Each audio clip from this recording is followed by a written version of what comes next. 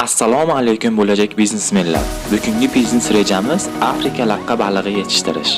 Narx-navo qimmatligi va oylik maoshining pastligidan charchadingizmi? Unda doimiy ishdan ajralmagan holda pul topishning yo'lini o'rgatamiz. Yurtimizda go'shtning narxi doimiy sur'atda oshib bormoqda.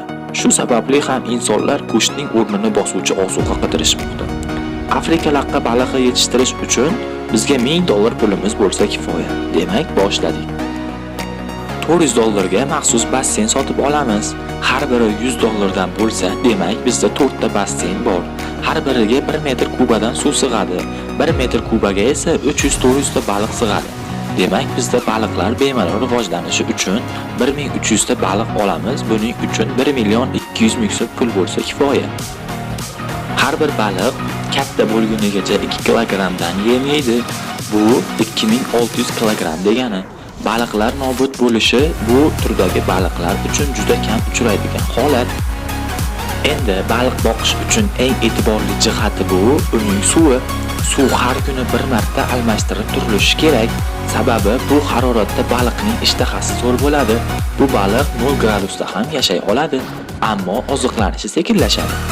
Endi xarajatlarga kelsak, $400 basseynga, $126 baliqqa, $378 yem uchun, $96 4 ta suvni isitadigan qurilma uchun. Ushbu qurilma qishning sovuq kunlarida ham qiynalmasdan baliqlarni boqishimizda qo'l keladi. Bu baliq mavsum tanlamaydi. Siz yiliga 3 martagacha hosil olishingiz mumkin. Endi esa foydani hisoblaymiz.